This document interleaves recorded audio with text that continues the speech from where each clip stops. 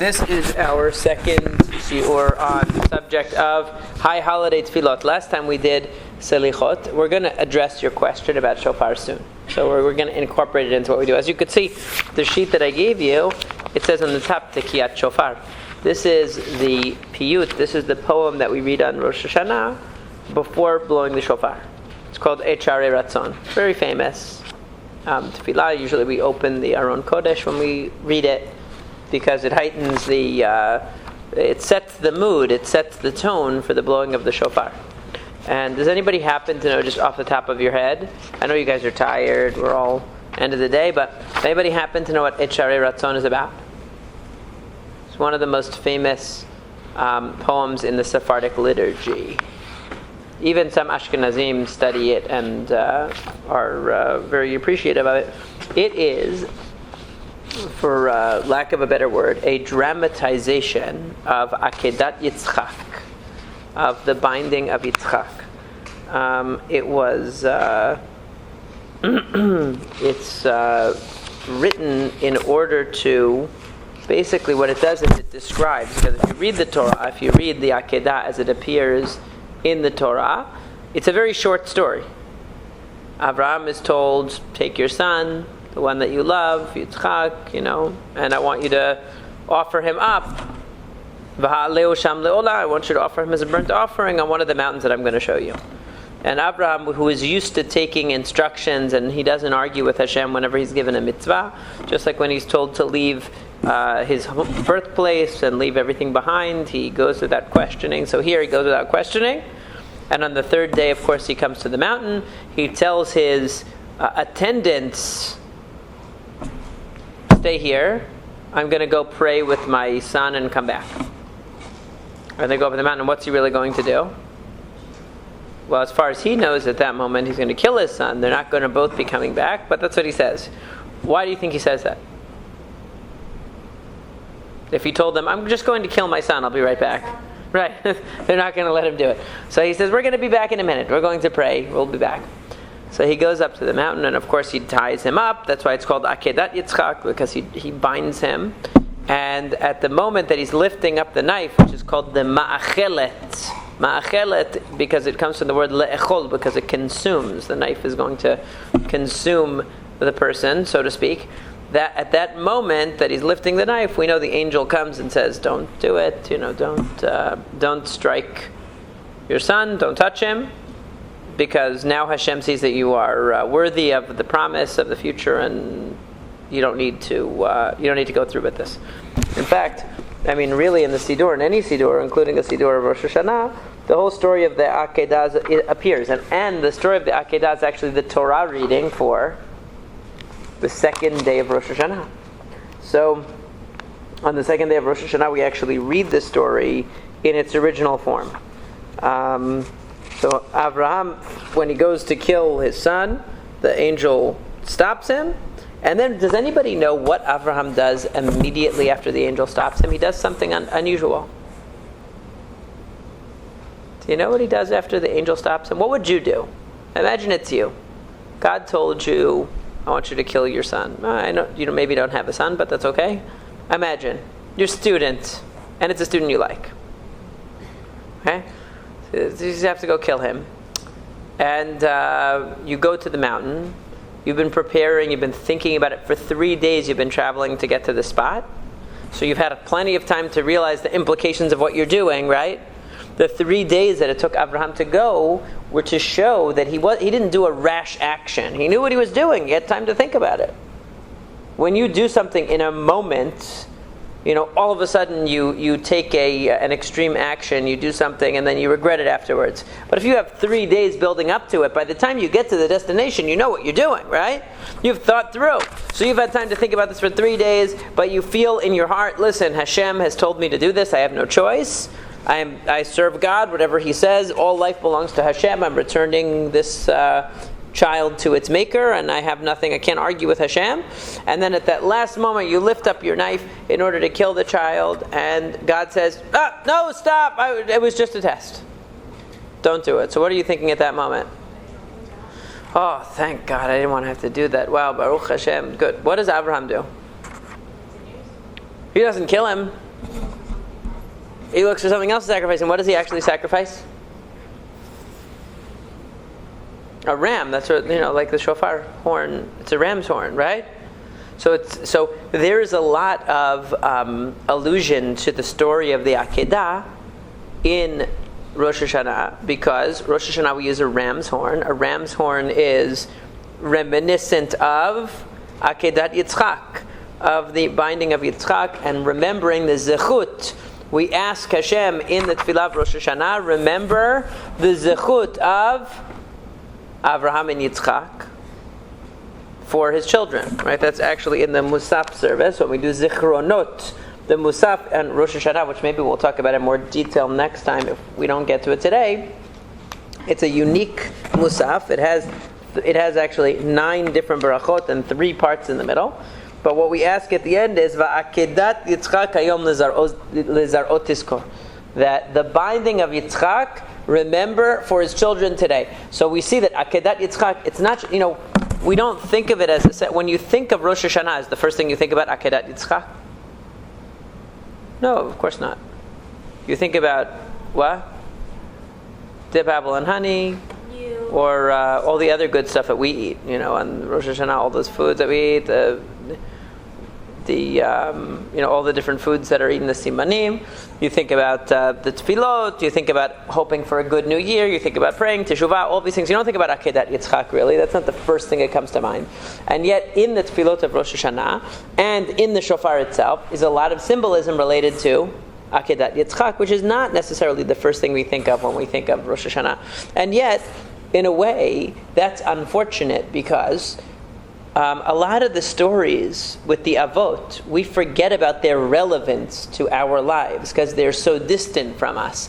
But when Avraham passes the test, so to speak, of the Akedah, Hashem says to him, I'm going to make you into a great nation, and your children are going to inherit the land. In other words, the promise to Avraham is solidified by the Akedat Yitzchak, by the trial that he goes through with binding of Yitzchak. So we can see from that it plays a fundamental role. Our existence, our survival is because of Zechut Avot. It's because of the merits of our forefathers, and Akedat Yitzchak is a part of that. It's not just an accident. So how does it play into Rosh Hashanah itself? Now, if you read the story, so one of the interesting things from the fact that Avraham, at the moment when he's told the very relieving news, what would normally be an opportunity for us to breathe a sigh of relief and say, thank God I didn't have to go through that and actually kill my son, what is Abraham thinking of? What can I slaughter instead? What can I offer as a korban instead? I want to find a ram. What does that show you about Abraham?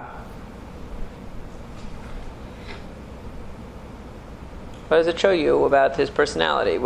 The Torah mentions it. Like, it's not that, why did it have to be? And in fact, in Pirkei Avot, doesn't it say that the ram that Avraham slaughtered was something specifically placed there from Sheshet Yimei Bereshit? It's something that Hashem planned from the beginning, that ram would be there in the wrong place at the wrong time, because it's going to be killed. But from Abraham's standpoint, at the right place at the right time. In other words, it was really critical for that ram to be there at that moment. Hashem planned it from the 6 days of creation, and it was ne'echaz basvach bekarnav. It was caught in a thicket with its horns. So it was stuck. That's why Avraham was able to grab it. Otherwise he wouldn't have been able to. So it was providential. Hashem made it available to him. But what do we learn from the fact that he brought that? And in the shofar, what do we remember? We don't take a piece of a person, we don't take a human arm and use it on Rosh Hashanah to remember the binding of Yitzchak. We remember the ram that he actually slaughtered, right? So what's so significant about that ram? Why did a ram have to be there? Why can't Hashem just say, very good job, you almost killed your son, you didn't do it because I told you not to, go home now? It shows you a greatness of Abraham, that what was he thinking? In other words, his mind never veered from serving Hashem. His mind never veered from, it never turned onto his own personal issue. Oh, thank God I didn't have to kill my son. Oh, Baruch Hashem, I'm so glad, now I can relax, have a cup of coffee and sit back and have some relief. No, he didn't think that. He wasn't focused on himself. He said to himself, okay, I need to serve Hashem. It's not going to be through this way. What is it going to be through? In other words, his mentality was, serving Hashem. What is Hashem asking from me? What can I do to bring myself closer to Hashem? What can I do to honor Hashem? What can I do to somehow recognize or demonstrate the greatness of Hashem in the world? I'm not going to now take a break and say, now I'm allowed to indulge in a little bit of rest and relaxation after a long 3-day walk because I didn't actually have to kill my son. No, he's still in the mode of serving Hashem. In fact, the Midrash goes even further and says that at the moment that Hashem said, don't touch your son, he also says, he doesn't just say, don't kill your son, he says, Ve'al tasno me'uma. Don't do anything to him. Why do you have to say, don't do anything to him? What was he going to do? He says, don't kill him. Al tishlach yadcha lana'ar. Don't kill him. Tishlach yadcha, send out your hand, means to kill him. Right? And don't do anything to him. Why? The Midrash says, Rashi quotes it, that what? Avraham said, okay, I understand that I'm not going to kill my son. How about I just cut a little bit on maybe his finger, or maybe because I already said he was going to be a korban. How can I not now do something to serve God? So the amazing thing about Avraham was that his number one focus, the center of his life, was not on his own problems, not on his own struggle, not his own issue. His focus was on serving Hashem. And he was so entrenched in that mode of thinking that even when he was told he didn't have to kill his son, he said, well, should I take a little bit? Should I slice a little bit then, If I'm not going to kill him, just take a little blood. Or, there's a ram over there, I'll offer that instead. In other words, he didn't focus on, now I get to keep my son. He wasn't selfishly focused. You see? Now, why was that important? Because why does the Aqeda happen? Why does the Aqeda happen? Because right before that, Avraham made a mishteh gadol. He made a big party. And at that party, and it's at Biyom Higamel et Yitzchak, when Yitzchak reached Labriut, when Yitzchak reached the age where he no longer had to nurse, the weaning, they used to have a party for that. And so Avraham, at that party, brought everybody, everyone comes, it was a mishteh gadol, it was a big party. And there's a midrash that says that the Satan said to Hashem, at this whole party, I didn't hear anything about you. No mention of Hashem. No mention of holiness. He's partying. He's enjoying having a son in his old age. At the age of 100, he gets to have a son. That's what he's focused on. And what does Hashem say? If I asked him to sacrifice the son tomorrow, he would do it. In other words, the idea is that Abraham was getting attached to his son. He loved his son. For the first time in his life, he was focusing on the celebration, the joy of being a father, and he was maybe losing a little bit of his bigger picture focus on Hashem and his mission in the world of establishing a holy nation that's going to serve God. And so this whole experience, according to the Midrash, was to refocus Abraham on his true purpose and mission in the world. That he shouldn't be lost, he shouldn't be caught up in the momentary joy. It's a joy to have a child, and a person should be happy with that. We're not saying that they shouldn't celebrate and they should be happy, but should never lose sight. We do our joy, our simachot, always tie back to Hashem. Even a wedding, we have Sheva Barachot. A Brit Milah, obviously, there's a meal, but there's a big mitzvah at the meal. Pidyon haben, there's a big mitzvah involved. When it comes to even a wedding, where the biggest celebration, it ends with Sheva Barachot.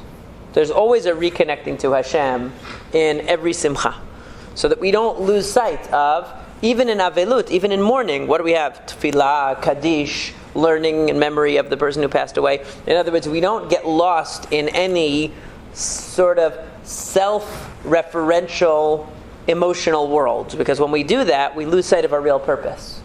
We lose sight of the higher purpose. So we use even those emotional moments, even those sentimental moments, as a way to grow in the ultimate sense. So when Abraham has this party, it looks almost as if he's losing sight of his purpose for a short time. He's really enjoying being a father. He's passing around cigars like they used to in the old days when people thought smoking was cool. Do they still do that? Only if they have a boy. Right? Yeah, that was for boys, right? Have you ever seen... I remember once I took, don't tell anybody, well, it's on the recording, but, I went to university. I had to go to all these, very liberal classes, and, I went to like women's studies and all that, but I consider myself a feminist. I'm into that. So I went to the class, and they showed us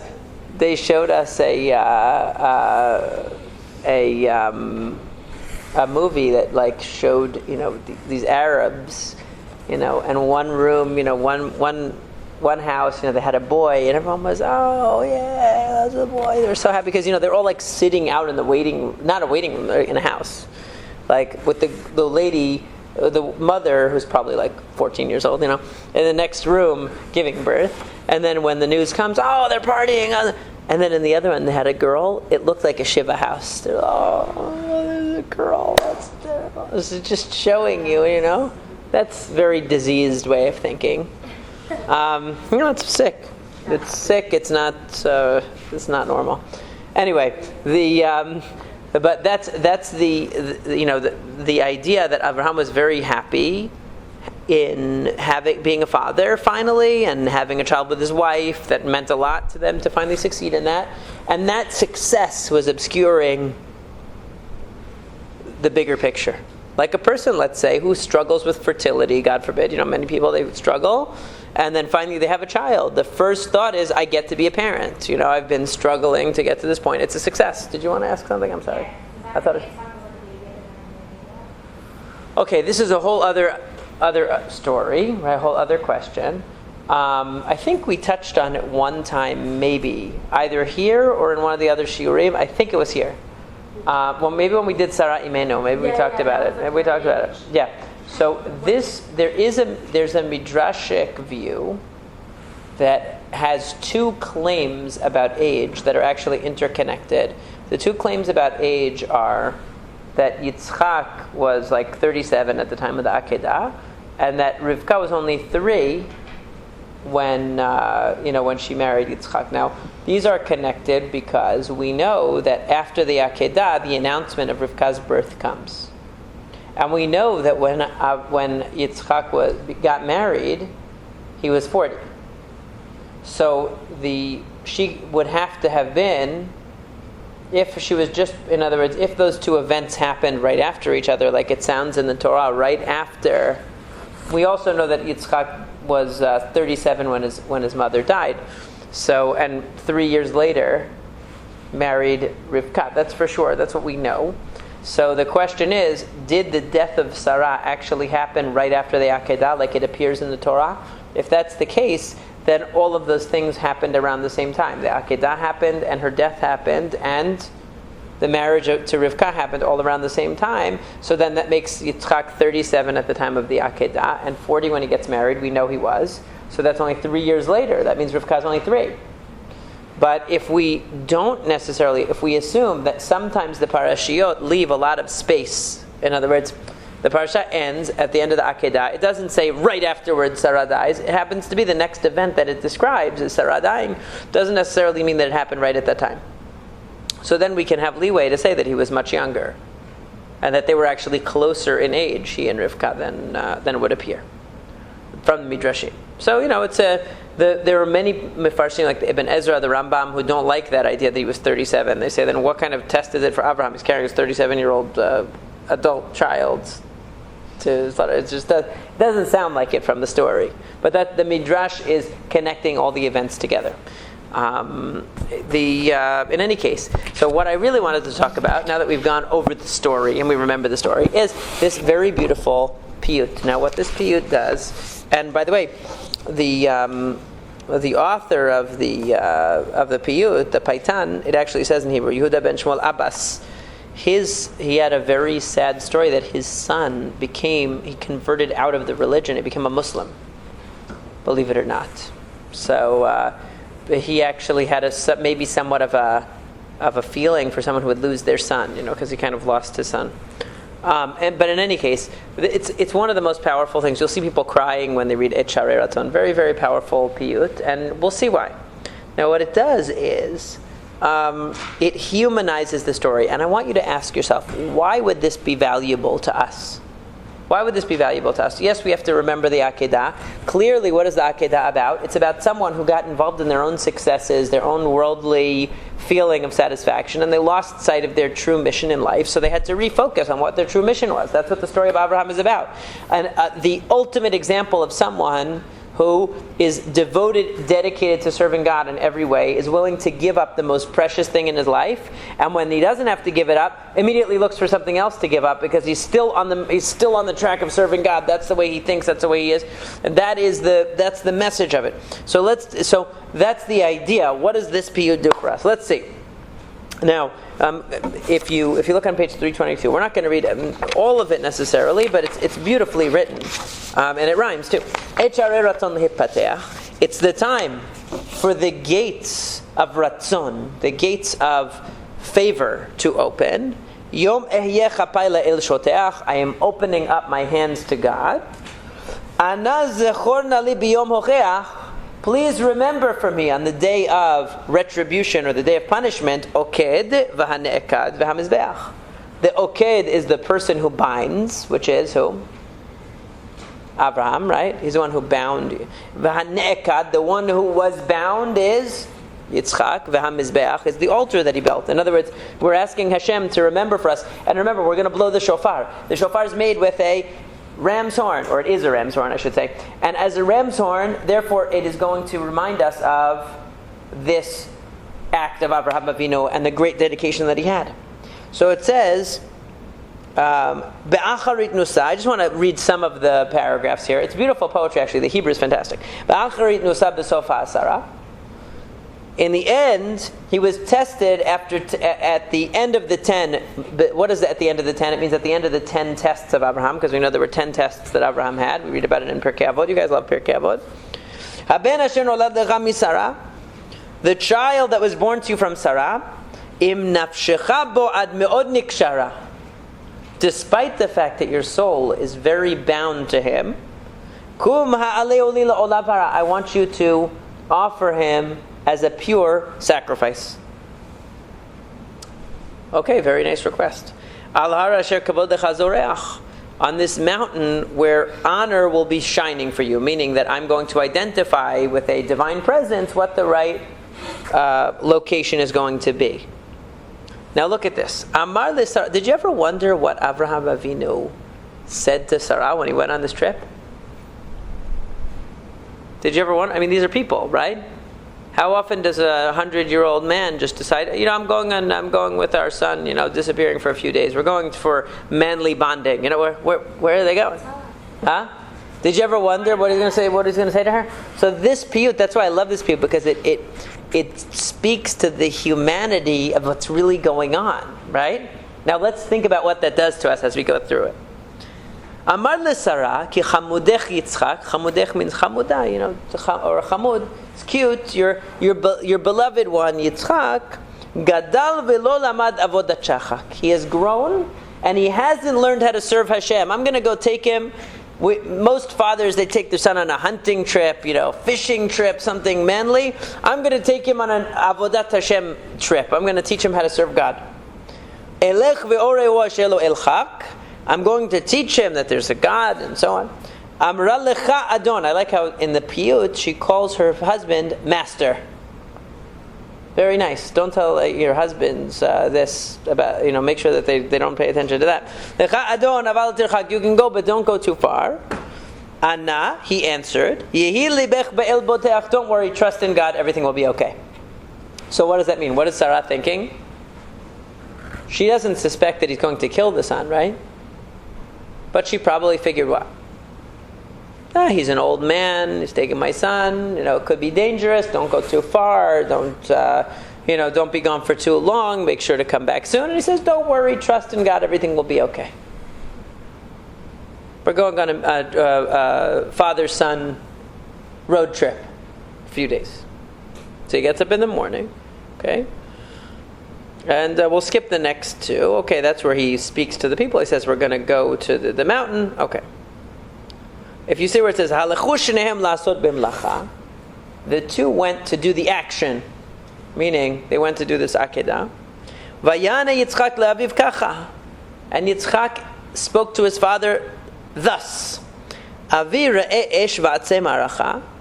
My father, look, there's fire and wood for the pyre, wood for the burning. Ayeh Adoni se asher kahalacha. Where is the sheep according to that? What are we going to offer? Now, does Yitzchak actually ask that in the Torah? He does, actually. Right? He says, Hinei ha'esh v'ha'itzim ve'ayeh ha'seh le'olam. Where is the animal that we're going to be offering? And Avraham answers him, Hashem will bring you. Don't worry. Elohim yir elo aseh le'olam v'ni. Don't worry, my son. Hashem will provide the sheep. Don't worry. Said doesn't have to be sheep, whatever. The animal. So this really, that was actually, but this is a poetic version of it. Ha'ad b'yom zed datecha shocheach. My father, on this day, are you forgetting religion? You're forgetting that you need a korban? You just brought the wood, you just brought the fire, you forgot to bring a korban? What's the real answer? He is a korban, but he doesn't want to tell him yet. So, Vayane aviv be'el chai machseh. His father answered him, don't worry, trust in God. Ki hu asher yireh le'olam haseh. He's the one who's going to provide. And he says, we're going to take care of everything. He says, we should build the mizbeach. Nivneh v'ni hayom lefanav kiseh, az yamir zevach v'azoveach. Because both the one who slaughters and the slaughtered will be uplifted today. What is he really thinking of? In his roundabout language, himself and Yitzchak, because Yitzchak is going to be the slaughtered one. He's going to be. Did you ever wonder, how does a dad take his son on this trip? Unfortunately, we read about all these crazy parents that kill their children and do all these sick, depraved things all the time. Almost every day, it's in the news. Another parent doing something like that. So we think of it as some kind of mentally diseased, thing. But, did you ever think, how did Abraham take him on this trip and avoid this subject? Just walking along, thinking in his mind, I'm going to go kill him and everything. And the kid's just walking along, hey, Dad, where's the sheep? I said, don't worry. It's just a weird scene. So,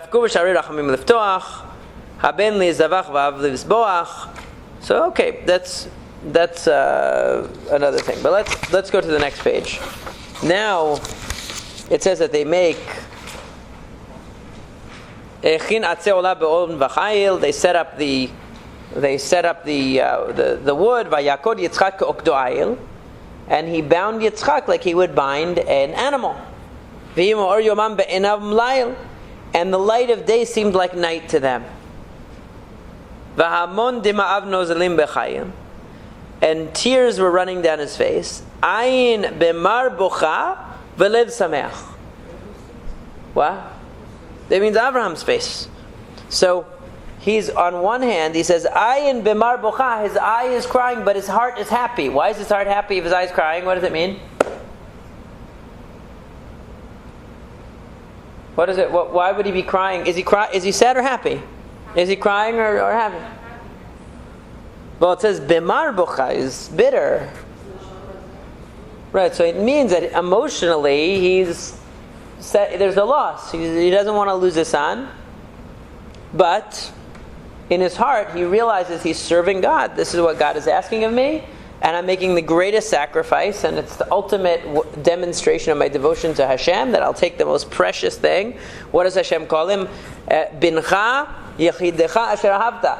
Your son, your only one that you love. This is his whole world, and he's giving up for the sake of Hashem. So in a way, from a spiritual standpoint, it's the greatest moment of his life. On an emotional standpoint, tragedy, right? So that's the thing. You look at Abraham, he's a human being. So as much as his mind and his soul is so beyond what we can imagine, okay, he's still a person. He still has the emotions and the attachments and the suffering and the conflict that we have. He's just doing the thing that he knows is right, that Hashem has commanded him to do. Then, this is the most powerful. Now, in Chazanim, usually, okay, really good Chazanim, stop at this part, and there's a different melody for the next paragraph. The next paragraph, the Sichu Le'imi. Sichu Le'imi, if you get a good, somebody had asked me last time, I can't remember who, asked about recordings of Selichot and things like that. If you get a recording of Tefillot of Rosh Hashana, there's always one separate track, Sichu Le'imi. They do it very heart-wrenchingly. It's so powerful. What does it mean? Sichu le'imi ki sisona pana. It's like heart-wrenching. This is Yitzchak speaking. He says, tell my mother that her joy is gone. You know? Like, what is Abraham going to do? He's going to come back and be like, hey, honey, you know, guess what happened? Haben asher yalada l'tish'im shana. The son that she bore after 90 years of waiting for a son. Hayal la'esh. Went to the fire. Ulema'achelet mana, became a food for the knife. Ana avakesh la menachem ana. Where will I find for her any consolation? Who's going to console my mother? That it's going to be for my mother, you know, she's going to cry and be sighing and be inconsolable because of this. And then he says to him, Mima achelet yemem midbari, from the knife my speech is shaking. Right? In other words, Yitzchak is saying to his father, first of all, Yitzchak is portrayed as a very mature kid, right? He's saying, I'm worried about my mother. Tell her that, tell her that her joy is gone. And then he says, my speech is shaking because of the knife. In other words, I realize I'm going to get too nervous when you come to kill me. So make sure to sharpen the knife really well and to tie me up really tight. Well, he was telling him how to kill him. He says, Chazek ve'et yikad yikod b'bsari kach imacha nishamei afari. He says, strengthen my ropes, and so I don't move. In other words, so that it's quick, it gets over quick. And he said, and when the fire consumes my flesh, kach imacha nishamei afari, make sure to take some of my ashes with you. Ve'amor l'sara zeli Yitzchak reach, and say, here is a fragrance left of Yitzchak. Isn't that horrible?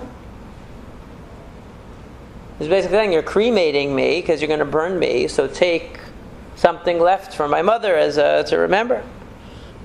And then it goes on to describe how the malachim cry out to God, don't let this happen, don't allow this to happen. And then you skip one paragraph, that's when the malachim intervene. Amar la-Avraham Adon Shamayim, Hashem said to Avraham, Al tishtach yad al shlish horayim, don't send your arm out, don't send your hand against him. Shuvu l'shalom alachay machanaim, go back. Yom zeh zechut lefnei Yerushalayim. This will now be a zechut for the children of Jerusalem. Bo sharei rachamim ani foteach. Sharei rachamim, here we are. Right? This I will open the doors of mercy on this day. Okay? And then, so,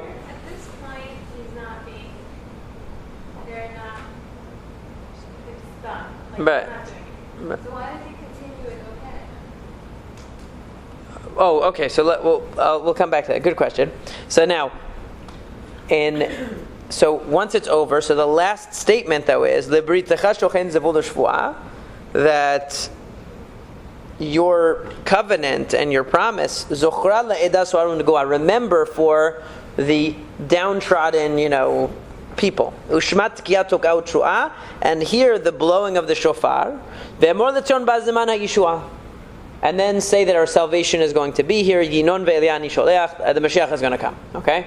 So this means, in other words, all of this piyut is leading up to the blowing of the shofar. All of this piyut is Hashem in the blowing of the shofar. Remember the story of the Aqeda. But who really needs to remember it? Does Hashem need to remember it? We're the ones, right? Hashem doesn't need a reminder. We don't have to wake him up with the blowing of the shofar. You have to wake ourselves up to remember it, right? Now, when you read this piyut and you think of Yitzchak and everything that he says and everything that Abraham has to say and what he has to do to deal with thinking about the emotions of Sarah, how is she going to take this? How is she going to, what does it make you think? How does this piyut work on us? Like, what does it do to you? It really lets us feel the story, right? When we just read the psukim, okay, Hashem says go kill your son, then he says don't do it. Oh, okay, good, all's well as it ends well, right? We know how it's going to end before it starts. Oh, he doesn't get killed in the end. Okay, good. But when you think about the human factor, what was going on in Abraham's mind, the 3 days that he was going, and as he's conversing with his son, And when the son figures out what's going on, what is he thinking? Right? What's his concern? Oh, make sure that it ends quickly and worry about my mother. Right? He's worried about his mother. He's worried about that it's not going to go smoothly because he might move. So make sure I'm held tightly. That's what he's thinking of. So what it does is it brings it to life, right? It makes it so concrete that you can relate to the story.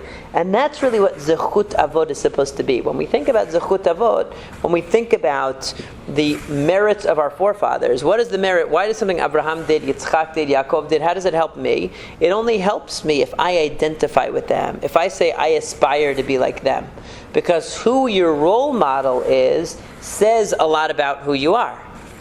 Okay, who you look up to, the people you look up to say a lot about who you are.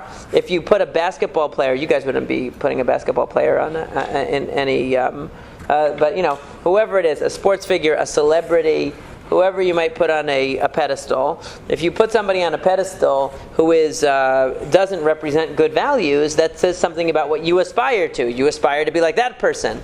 That person's not really reflecting good values, so why are you aspiring to be like them? Your role model says more about you sometimes than who you are right now, because it's saying who you want to be. Who your role model is who you want to be, what you strive to be. And so Zechut Avot means we might not be Abraham Avinu. None of us are Abraham Avinu. None of us are Yitzchak. None of us are Yaakov or Sarah or Rivka or Rachel, Leah. We're not any of them. But what we have is we study the Torah. We study about them. And when we study about them, we say, these are the values that we want to aspire to. We aren't on the level where we'd be able to do this, but we recognize the greatness of these people, what they had to go through to be able to stay committed to their principles. I mean, the dedication to God that Abraham had was so tremendous, it's almost like incredible. That level of dedication, that even when he was relieved of the mitzvah to slaughter his son, what does he do? Slaughter something else right away.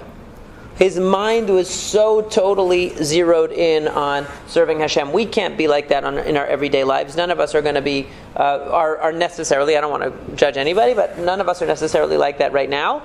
But we can say, wow, I could envision a person so great that all of these human dramas that are going on in the story, I can identify with him. He's a person like me. He had to worry about what is his spouse going to say. He had to worry about what is his son going to say. The son has to worry about what my mother is going to say. And all of this drama and all of this emotion. Is he crying or is he happy? What is all the conflict, all of this? I can relate to this. This is human nature. This is real. This is real drama. That real drama is what connects us to Abraham Avinu. And now we could say, you know what? I can feel what it would be like to be in that position. I might not be able to do what Abraham did. I don't know if I'd be able to have that strength. I don't know if I'd be able to have that, commitment. But I aspire to. I wish I could. I look up to it. That's my role model. My role model is Abraham and Yitzchak. And Oked v'hane'ekad, it's still who they were. That's why it keeps going over Oked v'hane'ekad. It's still, that's the one who bound and the one who was bound. In other words, these are the people we look up to. So we say to Hashem in our Tefillot, we are not Abraham and Yitzchak. But when we take the shofar, we remember what kind of people they were, and we say to ourselves, this is if only we could strive, if only we could yearn to be on their level of dedication and commitment, that's where we would want to be. Of course, nobody wants to slaughter their child, but Hashem doesn't want you to slaughter your child, so don't worry. The point isn't to illustrate to you slaughtering children. That was not the goal. The goal was to illustrate for all future generations. In fact, the Rambam says, Avraham Avinu didn't even need this test. He didn't even need it. What was it for? To show everybody in the future what he would have done if he were asked to do it. Okay, that's why it was done. So to show us that anything, we should be willing to give up anything in life. Certainly not to kill another person, because that was only a one-time deal. But we should be willing to give up anything for the sake of our higher principles. And when we get sidetracked, one way of serving Hashem didn't work out, we shouldn't get frustrated, or we shouldn't be relieved. Oh, thank God, now I don't have to do that. Instead, we should be seeking another path to get there. That's the ideal. We're not all like that all the time. Sometimes maybe, but not all the time. So by thinking about this and making the story so real to us and so powerful and so moving, we're able to relate to people that we otherwise wouldn't be able to relate to. And be able to say, wow, what would it take for me to be closer to that? What are the things that are holding me back right now? What is really precious to me that I think to myself, yeah, I'm going to do Teshuvah this Elul before Rosh Hashanah, but not in that area. That area I'm going to keep because, I really like that area. I'm not going to give that up. Maybe I'll give up something else. So what are the areas that maybe hold us back? That we say, oh, it's too close to me. I'm not ready to give that up yet. And what are areas that we're ready to give up? And realizing that for Avraham Avinu, this wouldn't be a question. So we aspire to that greatness and the dedication of Avraham and Yitzchak. That's why we ask Hashem to look at their zechut. Not because we actually embody it right now, but because since they are our role models, that says something about who we want to be. Who you want to be is who you are, in a way. Who you want to be is who you are. And that's why, like they say, there's a famous, it says in Pirkei Avot, Ezu chacham halomed mikol adam, that who is wise? Somebody who learns from everybody. And so one of the commentaries says, why? Why is somebody who learns from everybody doesn't know anything? Because that's what they're learning from everybody. How could they be wise? So Rabbeinu Yonah, one of the commentaries on Pirkei Avot, says, someone who loves wisdom and wants to be wise is a chacham. Somebody who has knowledge, okay, they have it or they don't have it. But what you want to be is who you are. If what you strive to be is wise because you're seeking wisdom, we give you the title. You're wise. So in the same way, if the Jewish people strive to be like Abraham and Yitzchak in the story, and they remember what it really means to serve Hashem and to put the kingship of Hashem first, like we're trying to do on Rosh Hashanah, really say that Hashem is the king, really say that Hashem is the center of our lives, and say we wish we could reach the level of Abraham and Yitzchak even if we fall short, then Hashem says, okay, that's you know at least what the destination is. You might not be there yet, but you know what the goal is. You have your priorities straight, even though sometimes we lose track of them along the way. And that's the beauty of this piyut. So the question was asked before, what is in the blowing of the shofar, let's say during Selichot or during Rosh Hashanah, what are you supposed to think of? Now there's a lot of different ideas in shofar. There's a general idea, and then there's specific ideas to it. So the general idea, of course, everyone knows it's supposed to be a wake up. It's supposed to awaken us to teshuvah. That's why it's an alarm, because it's not just a blast, but it's the broken blasts in the middle are supposed to be like a type of alarm to awaken us. But you see that the shofar is also incorporated into prayer. Like we say in the middle of the Kaddish, we blow the shofar. We also say Hashem is Shomea Kol Teruat Amo Yisrael B'Ahava. Hashem hears our shofar blowing. Of course, He knows everything. He doesn't have to hear it. It's not because He doesn't need a loud sound. What does it mean? It means that it's also part of the prayer. We also say we praise Hashem. Hallelu et Hashem b'tekka shofar. Right? We say praise Hashem with the blowing of the shofar. So it's not only to wake us up. It's also part of the tefillah. It's also part of the praying. How is it part of the praying? Because it's basically saying all of our prayers are limited. They're limited by words. Words can only say so much. Words can only go so far. There's a part of what we want to express that we don't have the words. We don't have the words to express. And so by blowing the shofar, we're basically saying everything that we've said in Salichot, everything that we've said in the prayers, we're going to sum it up with a noise. And that noise is just all of the feeling and all of the thought and all of the depth that we don't have the ability to express with words. We know that it's beyond our ability to express. And so each one of the ideas, the kingship of Hashem, Malchiyut, and also you have the three parts of the Musaf. You have Zichronot, the remembrance, and you have Shofarot. All of these have an element which is an element of Teshuvah, an element of awakening us, returning us, but also an element of prayer and declaration. We're declaring Hashem's kingship. We're declaring Hashem's omniscience, that He knows everything and He has a plan for us and He has a purpose for all of us. It's called Yom HaZikaron, the Day of Remembrance. We're the ones really remembering. Hashem, of course, always knows. He doesn't have to remember. But all of these themes of Rosh Hashanah are expressed also through the shofar without words. Like, sometimes we'll say music can sometimes speak to a person's heart more than words can. Music without words, can sometimes speak to a person or express something that words will be limiting. Words will constrict you. but a sound shows it's pure. It's not limited by my comprehension. I realize there's something more than what I can say. And that's what I think the shofar and the selichot especially, we say all of the words, Anenu, Avinu, Anenu, Borenu, Anenu, this, Anenu, that, Anenu, a million times, but at the end of the day, all of our words are not enough. We cry out to God with the shofar and say, this is coming from the depths of who we are, beyond what we're even able to express. And of course it recalls for us the greatness of Avraham and Yitzchak as well. The ram's horn recalls for us that event and what its significance is as the ultimate example of someone who served God and put Hashem as his number one priority above everything else, and that we strive to be on a level where we can do the same in our lives. And I hope that helps us to appreciate some of the shofar, some of what Rosh Hashanah is about, and hopefully we'll continue doing some more of this discussion next week too, so that when we come to the high holidays we'll really get a lot out of it this year.